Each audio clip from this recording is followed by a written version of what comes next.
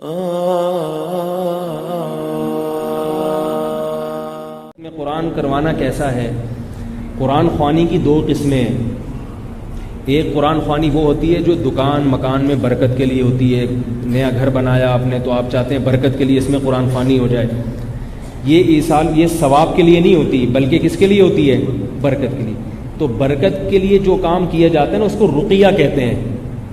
رقیہ جیسے کسی بیمار کے لیے آپ کوئی چیز وظیفہ پڑھ کے پھونکتے ہیں اس پہ یا ویسے ہی پڑھتے ہیں، تو رقیہ جو ہے نا یہ عبادت نہیں ہے، یہ دوا ہے، اور دوا کے لیے قرآن و سنت سے ثبوت ہونا ضروری نہیں ہے۔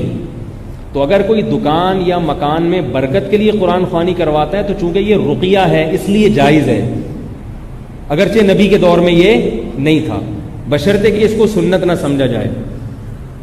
اور اگر کوئی میت کے مرنے کے بعد ایصال ثواب کے لیے قرآن خوانی کرواتا ہے تو یہ رقیہ نہیں ہے بلکہ عبادت ہے نا، اس کے لیے ثبوت چاہیے اوپر سے، اور وہ ثبوت ہمارے پاس نہیں ہے قرآن و سنت سے، صحابہ سے۔ کبھی نہیں دیکھا کہ حضرت ابو بکر کا انتقال ہوا تو آپ نے دیکھا کہ حضرت عمر نے قرآن خوانی کروائی ہو۔ اس میں یہ ہے کہ جو جہاں ہے جیسے ہے اپنی طرف سے جو بھی میت کو پڑھ کے ثواب پہنچا دے یا صدقہ کر دے، اس کے لیے اجتماع کرنا، لوگوں کو بلانا، یہ عمل بدعت ہے۔ پیارے بھائی نے سوال کیا کہ کوئی شخص فوت ہو جائے تو کیا میں اس کے نام پہ قرآن پڑھ کے اس کا ثواب اس کو بخش سکتا ہوں؟ رسول اللہ صلی اللہ علیہ وسلم کی زندگی، آپ کے پیارے نبی، پیارے صحابہ کی زندگی اس عمل سے خالی ہے۔ یہ تو نہیں کہ آج موتیں ہونا شروع ہوئی، اموات تو پیارے نبی صلی اللہ علیہ وسلم کی حیات میں بھی تھی۔ آپ کی زوجہ محترمہ فوت ہوئی، آپ کی بیٹی فوت ہوئی، آپ کے بیٹے فوت ہوئے، آپ کے چچا شہید ہوئے، باقی صحابہ کی وفات ہوئی، شہادت ہوئی جنگوں کے دوران، بغیر جنگوں کے بھی، لیکن آپ صلی اللہ علیہ وسلم نے نہ اپنی زوجہ کے لیے، نہ اپنے بیٹے کے لیے، نہ اپنے چچا کے لیے، نہ اپنے عام صحابہ کے لیے یہ قرآن بخشنے کی مجالس برپا کی۔ یہ بدعت ہے، made in India, made in Pakistan عمل ہے جس کا شریعت محمدیہ سے کوئی تعلق نہیں۔ رسول کریم صلی اللہ علیہ وسلم کا فرمان ہے جب انسان مر جاتا ہے اس کے سارے عمل کاٹ دیے جاتے ہیں، روک دیے جاتے ہیں، الا من ثلاث۔ تین عمل ہیں جو مرنے کے بعد بھی جاری رہتے ہیں۔ صدقہ جاریہ اس میں پہلا عمل ہے، علم جو دنیا میں پڑھا کر گیا، پھیلا کر گیا، اور نیک بیٹا کیا کرے؟ یدعو لہو، بابا کے لیے دعا کرتا رہے، رب ارحمہما کما ربیانی صغیرا۔ جو اپنے ماں باپ کے لیے کثرت سے دعا کرتا ہے وہ انشاءاللہ صالحین میں شامل ہے، نیک لوگوں میں شامل ہے۔ اللہ یہ توفیق دیتا ہی نیک لوگوں کو ہے جو اپنے ماں باپ کے لیے رحمت کی دعائیں کرتے ہیں۔ ایک حدیث میں قرآن پاک کا بھی ذکر آتا ہے کہ کسی نے قرآن پاک کہیں پہ رکھ دیا تو وہ جب تک قرآن پڑھا جائے گا وہ بھی صدقہ جاریہ کی صورت ہوگی۔ ایک حدیث میں کنویں کا ذکر بھی آتا ہے۔ تو آپ اپنے والدین کی طرف سے مالی صدقہ کر سکتے ہیں، کنواں کھدوا دیں ان کے نام پہ، مسجد بنوا دیں ان کی طرف سے، کہیں درخت لگوا دیں، کہیں اسپتال بنوا دیں، جو آپ کی استطاعت ہے اس کے مطابق مالی صدقہ کر سکتے ہیں۔ لیکن نماز 2 رکعتیں پڑھ کے اس کا ثواب ماں باپ کو ٹرانسفر کرنا، قرآن پڑھ کے ماں باپ کو ثواب ٹرانسفر کرنا، یہ بلٹی سسٹم نہیں ہے۔ لا الہ الا اللہ، یہ مولویوں نے اپنے کھانے کے ڈھونگ بنائے ہیں، پیٹ بھرنے کا دھندا بنایا ہے۔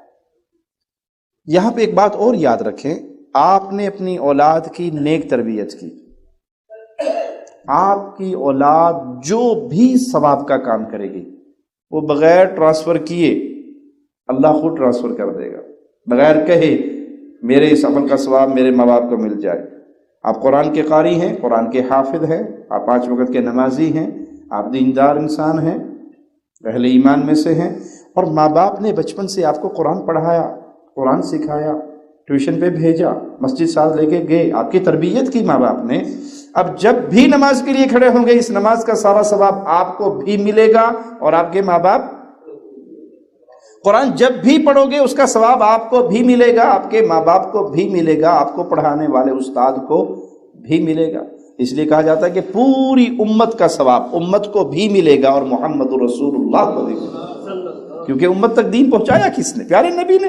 تو یہ ثواب پیچھے آتے تک پیارے حبیب تک پہنچے گا۔ تو اس لیے کوشش یہ کریں کہ اپنی اولاد کی نیک تربیت کریں تاکہ ان کا ہر عمل آپ کے لیے باعث اجر و ثواب ہو۔ جی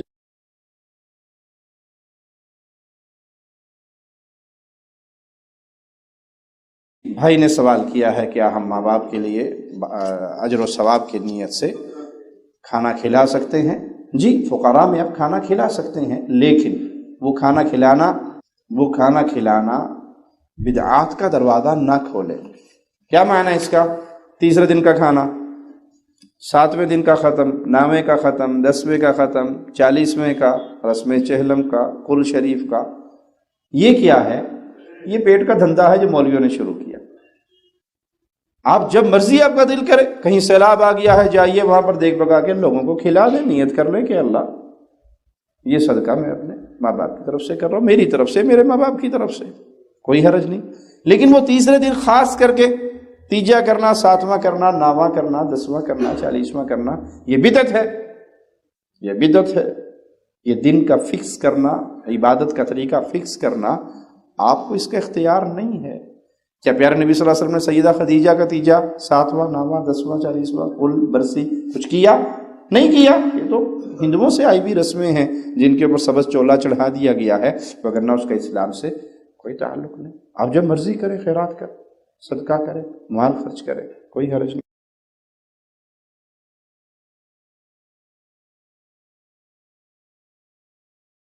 ایک تو ہے قربانی جو عید پہ کی جاتی ہے، اس میں اگر ماں باپ نے وصیت کی ہے کہ تم میرے لیے قربانی کرنا ہر سال تو ضرور کیجیے۔ اگر انہوں نے اپنا کچھ مال وقف کیا ہے آپ کے پاس کہ یہ میری قربانی کے لیے رکھ لیں، ہر سال اس میں سے قربانی کرنا، تب بھی ٹھیک ہے۔ اور اگر یہ ماجرا نہیں ہے تو تب بھی آپ قربانی کا جانور لیں اور اس میں اپنے آپ کو اور اپنے ماں باپ کو شریک کریں۔ اللہ میری طرف سے، پیارے نبی نے کہا تھا میری طرف سے، میرے اہل کی طرف سے، میری امت کی طرف سے، تو آپ اس میں اپنے ماں باپ کو شریک کر لیں، اپنے بیوی بچوں کو شریک کر لیں۔ اور ایک قربانی تو یہ نہیں کہ میں نے ایک ہی کرنی ہے، آپ ایک سے زیادہ بھی کر سکتے ہیں، 2 بھی کر سکتے ہیں، 4 بھی کر سکتے ہیں، اپنی استطاعت کے مطابق، اور اس میں ماں باپ کو شریک کر لیں۔ حج اور عمرہ بھی کر سکتے ہیں اگر ماں باپ اہل ایمان میں سے تھے، اہل توحید میں سے تھے، نمازی تھے، تو وہ اس کی طرف سے حج بھی ہو سکتا ہے اور عمرہ بھی ہو سکتا ہے۔